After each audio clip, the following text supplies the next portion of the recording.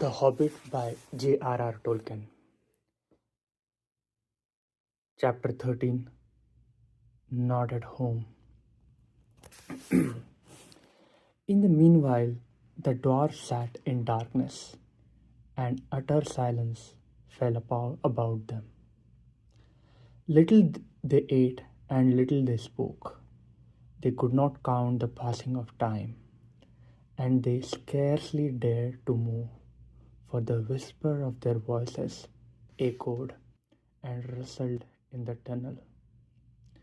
If they dozed, they woke still to darkness and to silence going on unbroken. At last, after days and days of waiting, as it seemed, when they were becoming choked and dazed for want of air, they could bear it no longer. They would almost have welcomed sounds from below of the dragon's return. In the silence, they feared some cunning devilry of his, but they could not sit there forever. Thorin spoke. "Let us try the door," he said. "I must feel the wind on my face soon or die. I think I would rather be smashed by smug in the open than suffocate in here." So several of the dwarfs got up and groped back to where the door had been. But they found that the upper end of the tunnel had been shattered and blocked with broken rock. Neither key nor the magic it had once obeyed would ever open the door again. "We are trapped," they groaned. "This is the end. We shall die here." But somehow, just when the dwarfs were most despairing, Bilbo felt a strange lightening of the heart, as if a heavy weight had gone from under his waistcoat. "Come, come," he said. "While there is life, there is hope, as my father used to say, and a third time pays for all. I am going down the tunnel once again. I have been that way twice, when I knew there was a dragon at the other end. So I will risk a third visit when I am no longer sure. Anyway, the only way out is down, and I think this time you had better all come with me." In desperation, they agreed, and Thorin was the first to go forward by Bilbo's side. "Now do be careful," whispered Hobbit, "and as quiet as you can be. There may be no smug at the bottom, but then again, there may be. Don't let us take any unnecessary risks." Down, down they went. The dwarfs could not, of course, compare with the Hobbit's real steps, and they made a deal of puffing and shuffling, which echoes magnified alarmingly. But though every now and again Bilbo in fear stopped and listened, not a sound stirred below. Near the bottom, as well as he could judge, Bilbo slipped on his ring and went ahead. But he did not need it. The darkness was complete, and they were all invisible, ring or no ring. In fact, so black was it that the hobbit came to the opening unexpectedly, put his hand on air, stumbled forward, and rolled headlong into the hall. There he lay face downwards on the floor and did not dare to get up, or hardly even to breathe. But nothing moved. There was not a gleam of light, unless, as it seemed to him, when at last he slowly raised his head, there was a pale white glint above him, and far off in the gloom.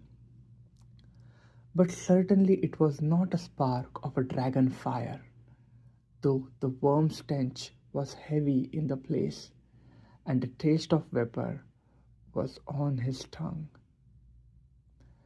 At length, Mr. Baggins could bear it no longer. "Confound you, Smug, you worm!" Confound he you, squeaked Smug, you aloud. worm. "Stop playing hide and seek. Give me Stop light playing and hide then and eat me seek. if you Give can me a catch light me." and then eat me if Faint you can echoes catch ran me. round the unseen hall, but Catch there was me, no answer. catch me, catch me, catch me.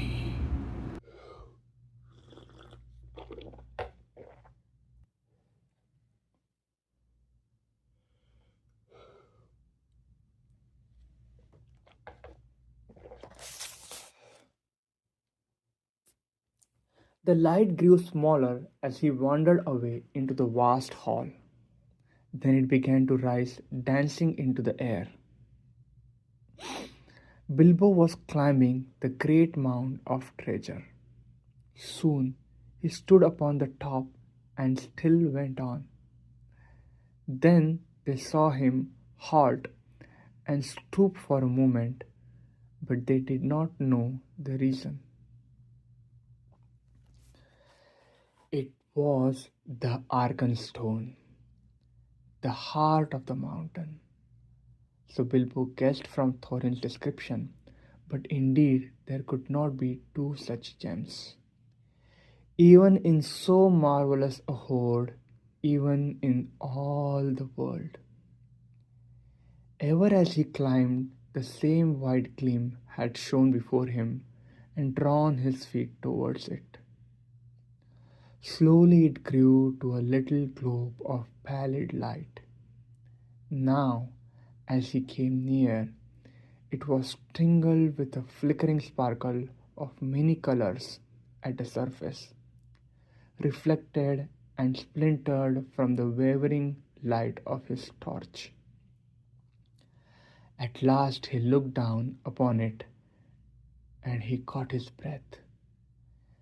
The great jewel shone before his feet of its own inner light, and yet cut and fashioned by the dwarfs, who had dug it from the heart of the mountain long ago.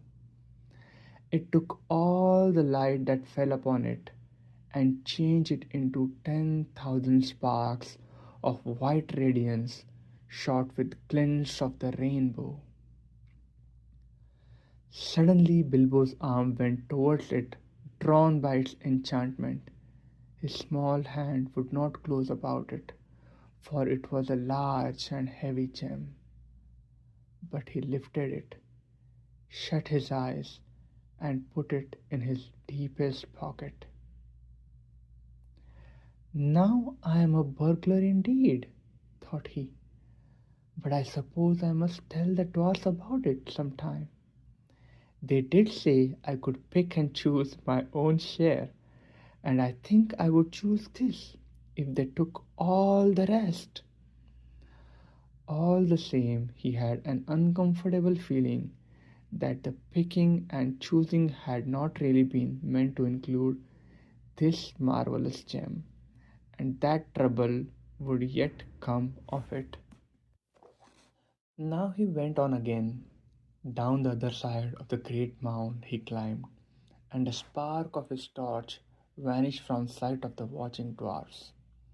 But soon they saw it far away in the distance again. Bilbo was crossing the floor of the hall.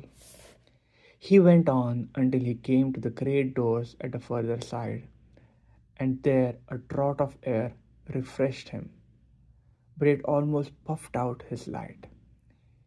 He peeped timidly through, and caught a glimpse of great passage and of the dim beginning of wide stairs going up into the gloom. And still there was no sight nor sound of Smug. He was just going to turn and go back when a black shape swooped at him and brushed his face. He squeaked and started, stumbled backwards and fell. His torch dropped head downwards and went out. Only a bat, I suppose, and I hope, he said miserably. But now what I am to do? Which is east, south, north, or west? Thorin, Balin, Oin, Gloin, Philly, Killy, he cried as loud as he could. It seemed a thin little noise in the wide blackness. The light's gone out. Someone came and find me. Help me, please. For the moment his courage had failed altogether.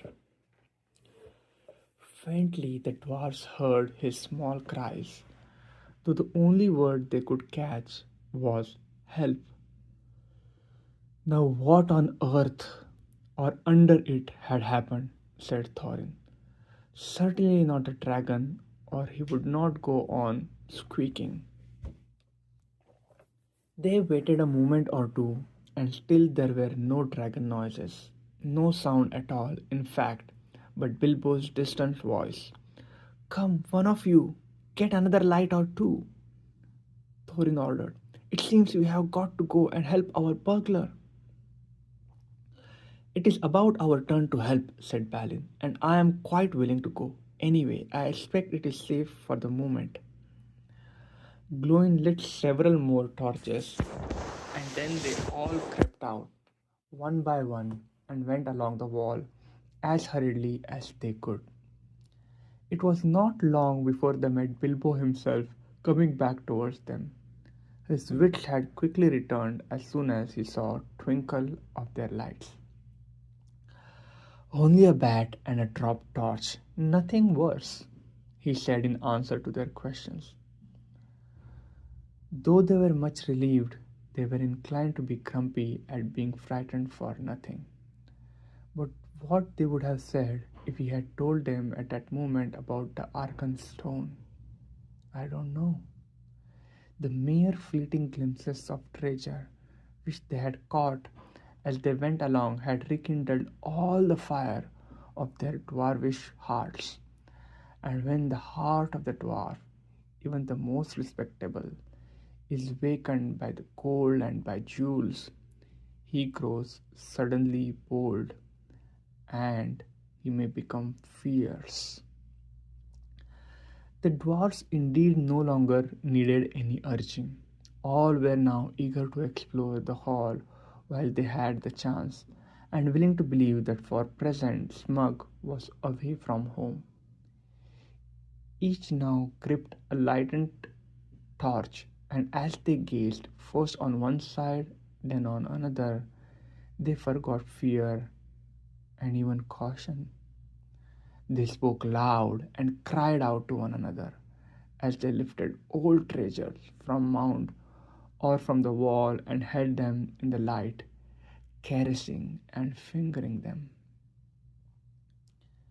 Philly and Killy were almost in merry mood, and finding still hanging there were many golden harps strung with silver, they took them and struck them, and being magical and also untouched by the dragon, who had small interest in music, they were still in tune.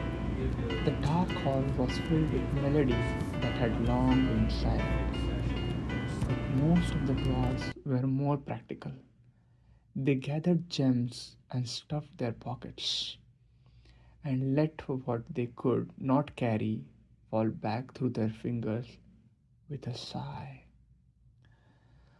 Thorin was not least among these, but always he searched from side to side for something which he could not find.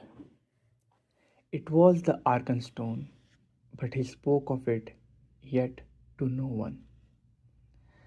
Now the dwarfs took down mail and weapons from the walls, and armed themselves. Royal indeed did Thorin look, clad in a coat of gold-plated rings, with a silver haft axe in a belt crusted with scarlet stones. Mr. Baggins, he cried, here is the first payment of your reward. Cast off your old coat and put on this. With that, he put on Bilbo a small coat of mail, wrought for some young elf prince long ago. It was of silver steel, which the elves call mithril, and with it went a belt of pearls and crystals. A light helm of figured leather, strengthened beneath with hoops of steel, and studded about the brim with white gems, was set upon the hobbit's head. I feel magnificent, he thought, but I expect I look rather absurd. How they would laugh on the hills at home. Still, I wish there was a looking glass handy. All the same, Mr. Baggins kept his head more clear of bewitchment of the hoard than the dwarfs did. Long before the dwarfs were tired of examining the treasures, he became weary of it and sat down on the floor. And he began to wonder nervously what the end of it all would be. I would give good many of these precious goblets, he thought, for a drink of something cheering out of one of the Baron's wooden bowls. Thorin! He cried aloud. What's next? We are armed, but what good has any armor ever been before against a smug, the dreadful? This treasure is not yet won back. We are not looking for gold yet, but for a way of escape. And we have tempted the luck too long. You speak the truth, answered Thorin, recovering his wits. Let us go. I will guide you. Not in 1,000 years should I forget the ways of this place. Then he held the others, and they gathered together, and holding their torches above their heads, they passed through the gaping doors, not without many a backward glance of longing. Their glittering mail they had covered again with their old cloaks, and their bright helms with their tattered hoods.